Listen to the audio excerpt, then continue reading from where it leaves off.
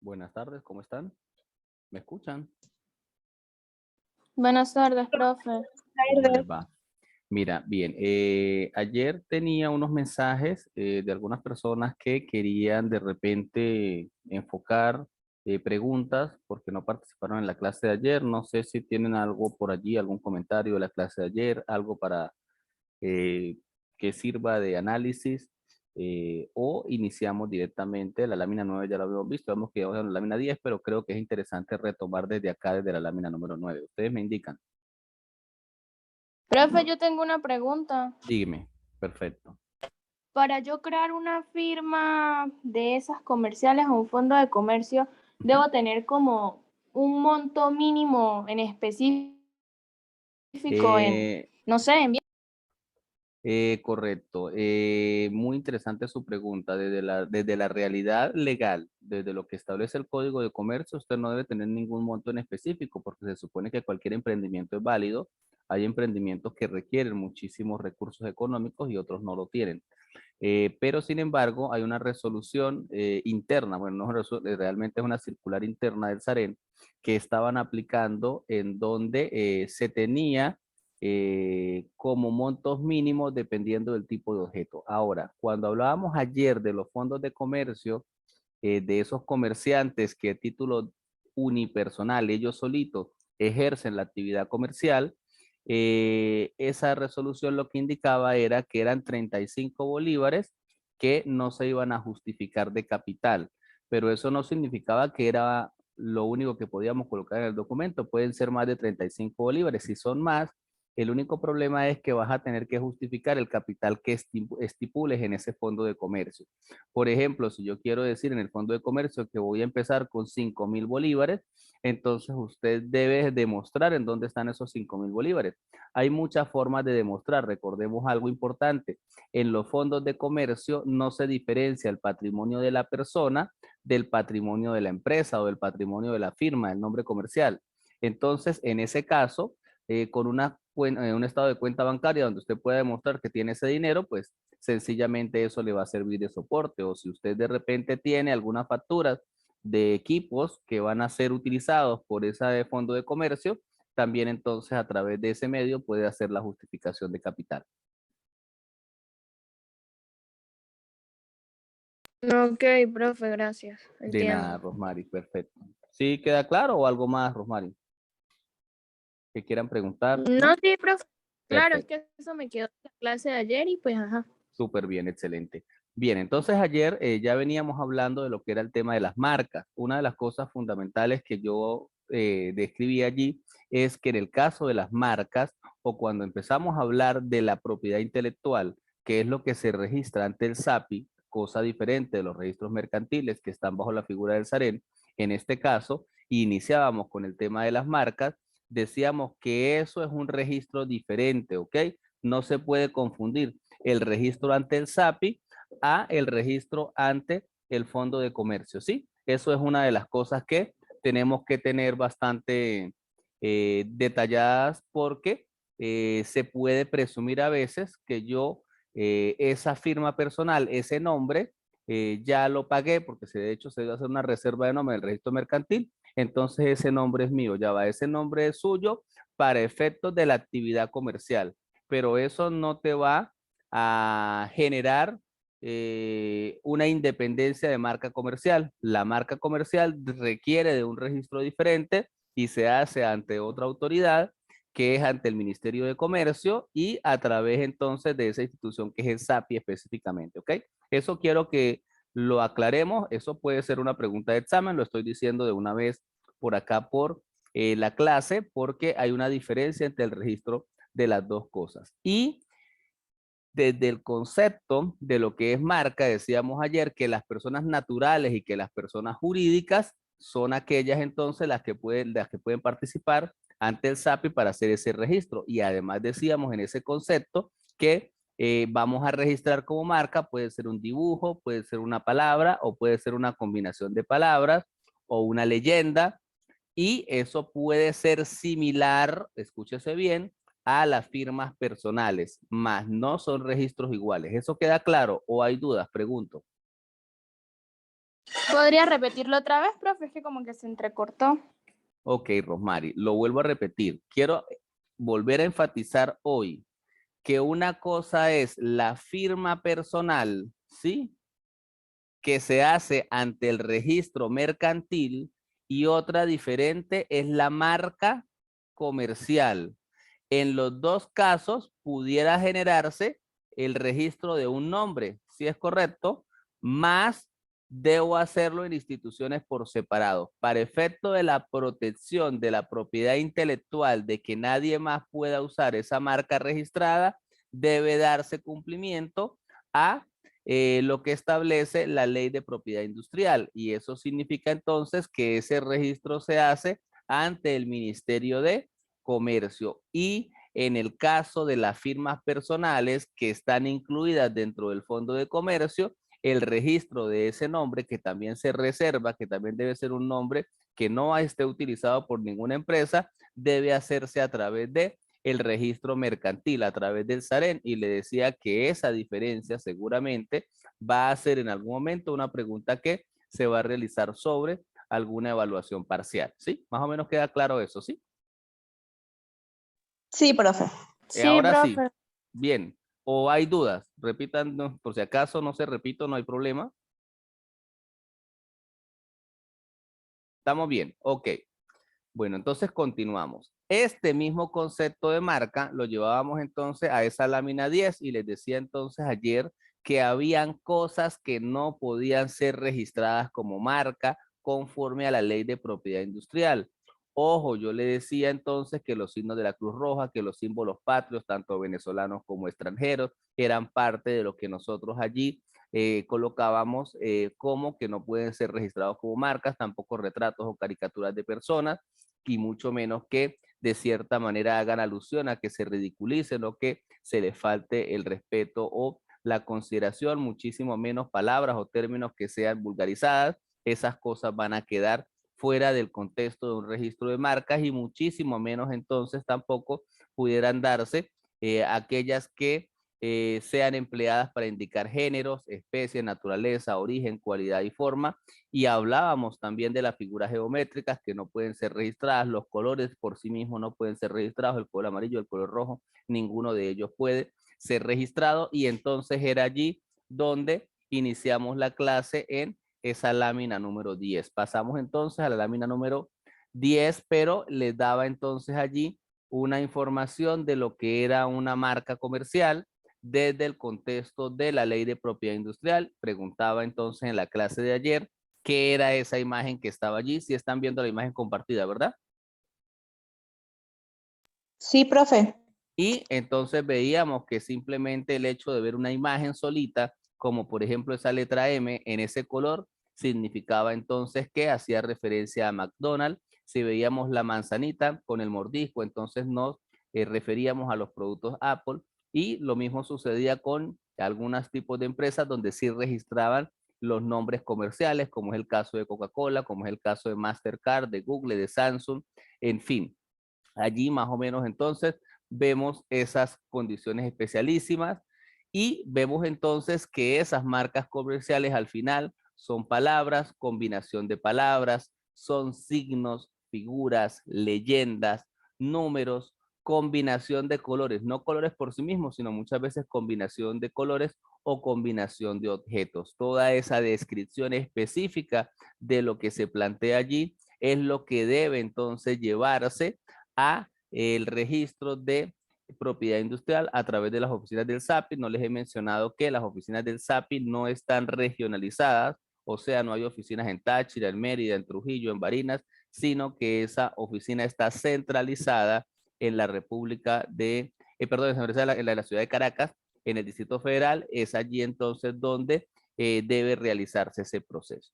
Colocaba esta lámina número 12, ¿para qué? Para hacer un paréntesis hasta este momento y volver a ratificar que hay una diferencia entre el SAREN, que es lo que involucra los registros y notarías, incluyendo los registros mercantiles, y lo que tiene que ver con la propiedad industrial, diciéndoles entonces que muchas veces tenemos que registrar un nombre comercial. Inicialmente para efectos comerciales, para efectos mercantiles, lo hacemos a través del registro correspondiente, que es el registro mercantil, pero para efectos de que eso se convierta en algo propio, en una propiedad que inclusive va a tener un valor económico y se va a cuantificar ese valor económico y que muchas veces inclusive desde el proceso negocial eso se puede franquiciar, entonces debe hacerse otro tipo de registro diferente al mercantil y es el que se hace a través de la institución SAPI, ¿ok? Eso entonces es lo que trato de hacer referencia con esta lámina donde coloco entonces esa diferencia entre las dos instituciones. ¿Sí queda entonces eso más o menos claro, sí? Bienvenida Gabriela a clase. Bien. Voy entonces a continuar. Lámina 3. Principales o principios aplicables a las marcas comerciales. Hay Profe, una, disculpe, sí, tengo una dígame, pregunta. dígame.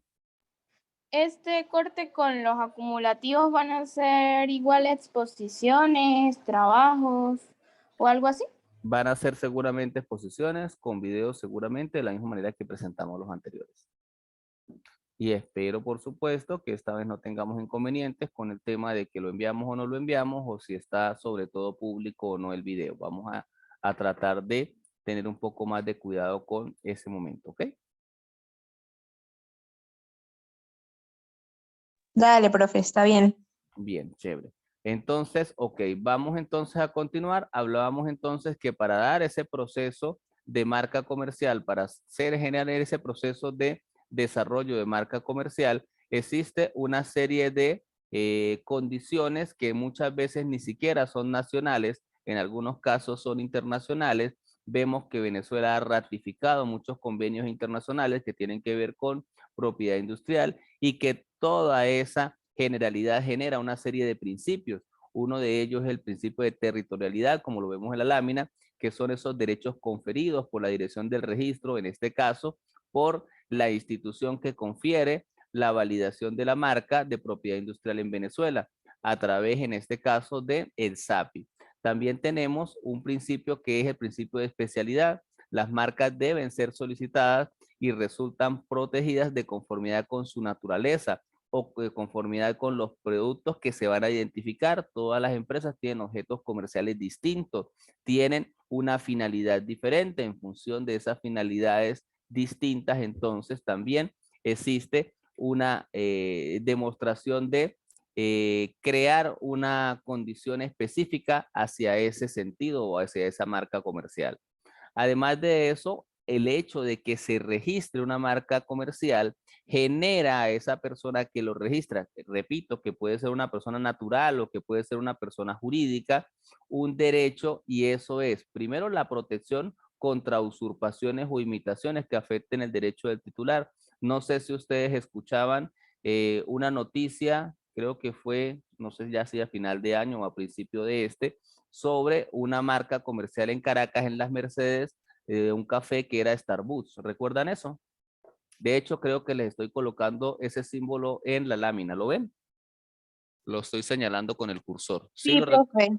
Y de cierta manera entonces se hablaba que alguien allí había colocado un café, había colocado este símbolo verde que estoy colocando allí y sencillamente hacía referencia como que pertenecía a esa marca comercial cuando de hecho eso no era cierto y generó inclusive un repudio internacional y un repudio nacional en donde las mismas cámaras de comercio se pronunciaron. ¿Por qué? Porque hace o genera la validez de ese derecho de protección contra usurpaciones o imitaciones. Si yo quiero explotar cualquiera de esas marcas registradas, pues yo debo pedir los derechos, pagar los derechos, porque eso tiene un costo, esa publicidad que fue generada, esa plusvalía que se fue dada a ese tipo de institución o a ese tipo de negocio, y eso se hace seguramente a través de ese proceso franquicial. Entonces, eso es parte de lo que se protege cuando nosotros realizamos este proceso de registro de marca. El segundo punto dice que le permite a su titular, al propietario, actuar contra cualquier tercero que sin su consentimiento uso o aplique. ¿Actuar en qué sentido? Actuar ante los tribunales jurisdiccionales. En este caso, la misma empresa americana puede a través de los tribunales jurisdiccionales, así ese esa marca esté fuera del país, seguramente está registrada en los Estados Unidos, puede a través de los tribunales americanos hacer valer todos los derechos y desde el contexto del derecho internacional hacer el procedimiento de averiguación de usurpación en el territorio venezolano. Eso es parte de lo que está suscrito en materia de derecho internacional. El punto número 3 dice que de la misma manera le permite al titular impedir que cualquier tercero venda o introduzca en el mercado productos de marca protegida. Muchas veces vemos entonces ciertas marcas comerciales que obligatoriamente se registran, pero también se falsifican porque obviamente generan un conocimiento a los usuarios de que es buena, de que de cierta manera pues cumple con las expectativas y se genera entonces ese proceso. Sin embargo, dentro de estos derechos, el propietario de la marca, como les mencionaba hace un momento, puede acudir a los órganos jurisdiccionales y realizar los procedimientos correspondientes de reclamo y obviamente esos reclamos están asociados a un contexto pecuniario, o sea, significa que allí va a haber una demanda donde se deben cancelar unos daños y perjuicios por el uso indebido de algo que no era propio, ¿ok? ¿Se escucha bien hasta ahora? Pregunto. Si no sigo, tengo Sí, rato ya profe. que no lo escucho. Bien, perfecto. Entonces vamos a continuar con la lámina 15. Perfecto. Aquí entonces quisiera tener como un contexto del basamento legal de qué significa marca, pero desde lo que está especificado en la norma. El artículo 27 dice que en la primera ley, que fue la de 1956, que todo signo, figura, dibujo, palabra, combinación de palabras, leyenda o cualquier otra señal que revista de novedad usados por una persona natural o jurídica para distinguir sus artículos que producen aquellos casos o que comercializa la empresa. De cierta manera, lo que trato de mostrarles allí es una base real conceptual. Ojo, hay algo interesante. El día de ayer, al término de la grabación de la clase de ayer, les publiqué junto con la grabación el material de diapositivas, entonces lo tienen en el aula virtual, ¿ok? De tal manera que pueden revisar esto para los efectos de estudio. Ese material entonces lo tiene en el aula virtual, específicamente en el tema que corresponde, que creo que es el tema 7. Terminado entonces este contexto de lo que es marca, pasamos a otra cosa que también es registrada en ese mismo lugar, en el SAPI. Ya no vamos a hablar de marca, sino vamos a hablar de patente. ¿Qué diferencia hay entre marca y qué diferencia hay entre patente? Ahorita quiero que ustedes me ayuden a ver esa diferencia entre marca y la diferencia entre patente y obviamente en lo que tiene que ver con las obras literarias, que es lo que vamos a continuar. Entonces vamos con este tema de las patentes. ¿Qué será entonces una patente? ¿Qué ven ustedes allí en esos iniciales dibujos que les coloco en la lámina 16? ¿A qué hacen referencia? ¿Hacen referencia como a qué? Como a la preparación de qué? De algún tipo de sustancias, de algún tipo de invención. Entonces dice así, es el documento expedido por el Estado, en este caso el Estado venezolano, porque estamos hablando de marcas registradas en el derecho venezolano, el cual otorga a su titular la explotación de la invención. Ojo, la ley especifica de un periodo de 5 a 10 años, esa persona debe determinarlo al momento de registrar la patente, impidiendo a terceros la venta, la fabricación, el uso comercial, la importación de ese tipo de producto que se está desarrollando. Y entonces tenemos allí que hasta de momento tenemos dos cosas distintas. Una que hablamos hace un momento, que era la marca comercial, y otra, que es lo que vamos a hablar a continuación, que es la patente. ¿Alguien lee lo que dice la lámina 18, por favor?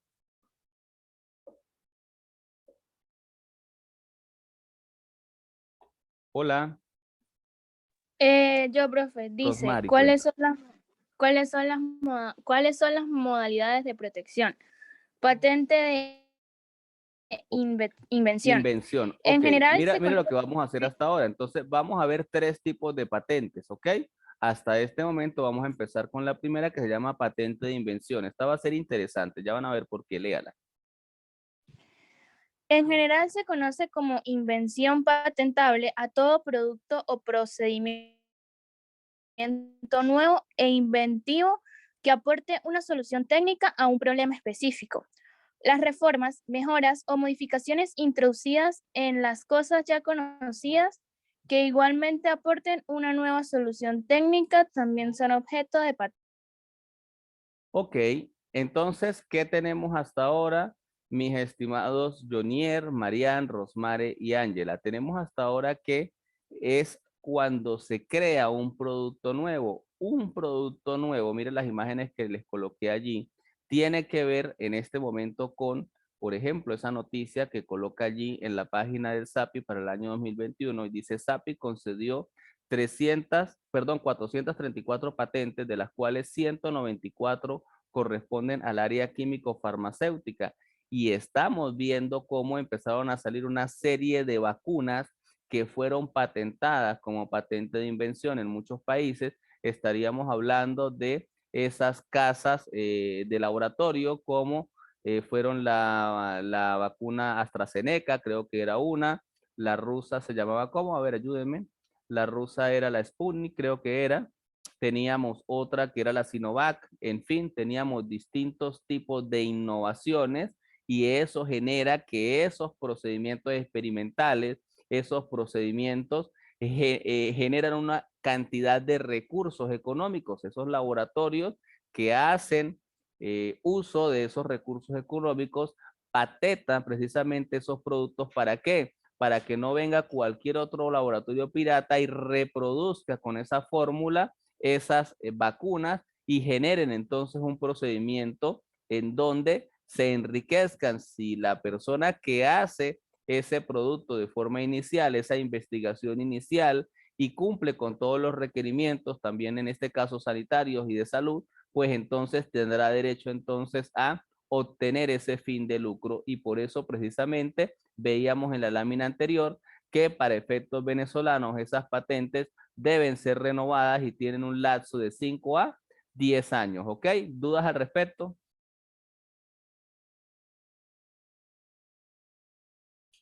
Hola. ¿Dudas? No, pero todo Profe. claro. ¿Se escuchó bien, verdad? ¿O se escuchó entrecortado? No, creo que sí, ¿no? Bien, pasamos entonces a la siguiente lámina. Patente de modelo industrial. Dice entonces que esta sería otro tipo de patente. La que veíamos anteriormente fue la patente de invención, ahora tenemos patente de modelo industrial. Dice así que se entiende por toda forma plástica combinada o no, con colores y todo objeto o utensilio industrial, comercial y doméstico que pueda servir para la producción o fabricación de otros que se diferencien de sus similares por su forma, configuración distinta. Miren las imágenes que lo colocaba allí para entender un poco el concepto. Vemos una imagen de un recipiente plástico. ¿A qué hace referencia ese recipiente plástico? ¿A qué se les parece? A una botella de Gatorade, algo así Eso es de... correcto. Mire, variar inmediatamente usted ve la botella. No dice en ningún lado Gatorade, o sí dice Gatorade en alguna parte. No, pero tiene un símbolo que es un rayito, ¿verdad? Y inmediatamente hace referencia entonces a qué? A una bebida energética y asociada con la figura que utiliza en este caso Gatorade. Entonces usted ve que las botellas de Pepsi Cola, de Coca-Cola y de distintos otros productos tienen muchas veces unas figuras muy especiales. Esas figuras especiales están siempre patentadas. ¿Qué significa? Que no pueden ser usadas por otra casa de bebidas porque el modelo que se ha utilizado tiene unas condiciones de registro y lo mismo pasa entonces con esa cantidad de utensilios como es el caso del aseo personal, que es el cepillo de dientes, que tiene a veces algunas figuras distintas. Esas figuras, esas formas, esas medidas, esa composición de plástico para poderla realizar, tiene entonces toda una descripción. Por eso voy a regresar la lámina. Cuando iniciábamos con el concepto de patente, hablábamos que es el documento expedido por el Estado y ese documento está ¿qué? Descrito de forma práctica de cómo es el desarrollo precisamente de cada uno de esos productos que vamos a patentar. ¿Dudas al respecto? No, profe. No, perfecto. Continúo entonces. Tengo la siguiente imagen. Dice que entonces es una patente de dibujo industrial. Dice que se entiende por toda disposición o unión de líneas y colores destinadas a un objeto industrial o a cualquier apariencia especial. Resulta de que esas patentes de dibujo industrial permiten a veces el desarrollo de distintos productos. Una de las cosas que coloqué allí fue, por ejemplo, la construcción de una bicicleta. En algunos de los casos pueden ser motores, pueden ser cualquier tipo de producto industrial que se quiera entonces resguardar. Inclusive en el ámbito de los vehículos, vemos cómo las diferentes casas, Chevrolet, Hyundai, Volkswagen, realizan una forma de cada uno de esos vehículos. Esas formas, esas figuras, esos dibujos industriales o planos de esos vehículos son seguramente también protegidos a través de los registros de propiedad industrial. ¿Para qué? Para que no sean utilizadas por otras empresas. Y es importante muchas veces, antes de desarrollar ese producto, antes de comercializar ese producto, de sacarlo al mercado, hacer precisamente el registro de la patente, de tal manera que cuando yo lo saque al mercado, inmediatamente no se vaya a producir una copia de ese producto que yo realicé. Bien. Pasamos entonces a lo que tiene que ver con los derechos de autor. ¿Qué tratan de ver en esa imagen? A ver, cuéntenme. La lámina 21. ¿A qué se referirán los derechos de autor? Pues que le pertenece a la persona que lo creó, ¿Y lo qué que él más hizo, ven pues. allí? Ven unas obras literarias como por ejemplo un libro, ¿sí? Una obra artística. Entonces todo eso que tiene que ver con el cine, con el tema cinematográfico o literario, eso implica que esos libros también entonces pueden ser registrados a través de esa oficina del SAPI. Y tenemos entonces el concepto de derechos de autor. El derecho de autor es enfocado precisamente en obras literarias, obras artísticas, también obras científicas, trabajos de investigación. En este derecho nace el acto de la creación y no por el registro de la obra. Sin embargo, es importante registrarlas y reforzar los derechos morales y patrimoniales. A veces, muchas veces, el hecho que un autor reconocido, por ejemplo, Pablo Neruda, que escriba algo, pues ya inmediatamente por el reconocimiento de la persona casi que se hace la protección del derecho de autor, pero eso no es suficiente para que no venga ninguna persona a querer pretender que parte de lo que está allí escrito es de él. Debe entonces realizarse ese proceso de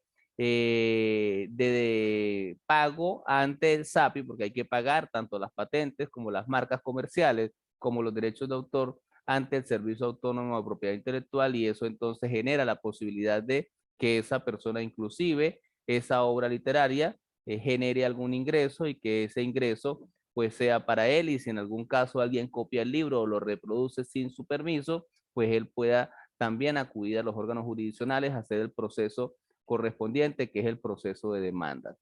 Dice entonces que de acuerdo al artículo 25 sobre la ley de derechos de autor, dura toda la vida de este y se extingue 60 años contados a partir del 1 de enero del año siguiente de la muerte de la persona que realizó esa obra literaria. Eso es parte entonces de el contexto legal que establece la ley de derechos de autor. Finalmente, entonces, para dar término a este tema, les dejo entonces allí el enlace de la página del SAPI, sapi.gobalta.be, que es en donde se puede iniciar el proceso de registro, recordándoles, por supuesto, que de todas maneras, ese registro o las oficinas administrativas de ese registro se encuentran en la ciudad de Caracas.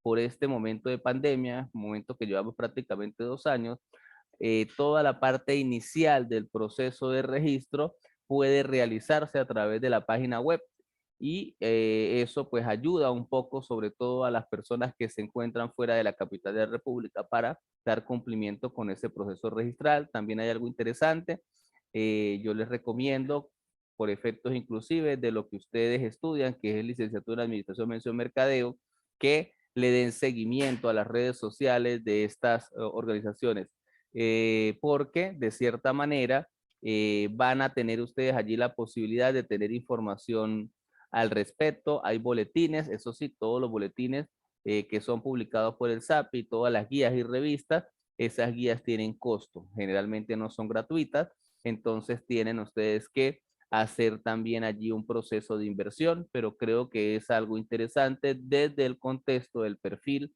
que ustedes desarrollan, y ese perfil que ustedes desarrollan también tiene parte de lo que es el enfoque del derecho mercantil. Vemos entonces la importancia de ese derecho mercantil y esa cantidad de normas, como les decía, en el caso de algunas venezolanas y otras extranjeras, como fue parte de las que mencionamos en la clase pasada. Esta, hasta este momento, sería la terminación de la clase del día de ayer. Vamos a finalizar esta sección de clase. Les vuelvo a enviar el enlace y iniciamos entonces el siguiente tema. A lo mejor no lo terminamos hoy, pero por lo menos lo iniciamos el día de hoy, que es el tema número 8, auxiliares del comerciante. Pregunto de todas maneras, ¿alguna inquietud al respecto del tema 7? No, profe. ¿Les gustó? ¿Les pareció feo? Háblenme de eso, su opinión. Me pareció bastante interesante. Creo que es muy bonito en función de lo que ustedes estudian. Miren cómo ya aquí empiezan a involucrarse, porque todas esas cosas creativas, todo ese desarrollo intelectual que ustedes hagan, deben realizar siempre el proceso de protección, y precisamente ese proceso de protección lo van a realizar con esta institución y con esta ley, que es la Ley de Derechos de Autor, ¿ok? Profe, Bien, yo tengo una pregunta. dígame. Después que la persona se muere, el derecho de autor dura 60 años, ¿no? Sí, señor, Pero después de la después de muerte. la muerte de esa persona, otra persona puede comprar ese derecho de autor. Sí, generalmente esos derechos pueden ser explotados por 60 años. Vamos a explicar lo siguiente, Jonier. Cuando una persona muere y deja un patrimonio, escúchese bien, ese patrimonio puede ser un carro, ese patrimonio puede ser una casa, ese patrimonio puede ser una finca, o todo junto y mucho dinero, ¿sí? Y dentro de eso vamos a suponer que esa persona adicionalmente tenía, por ejemplo, 3 libros, había escrito 3 libros, había tenido una participación. Esa cantidad de cosas pasan a una sucesión, y esa sucesión, de cierta manera, se va a explotar a través de quienes le corresponden como herederos. Entonces, por eso se tiene un tiempo después de la muerte para que se aproveche precisamente ese ingreso que está allí, ¿ok? ¿Sí queda claro, Jonier?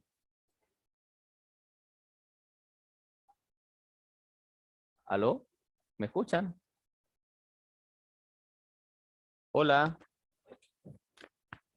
Bien, entonces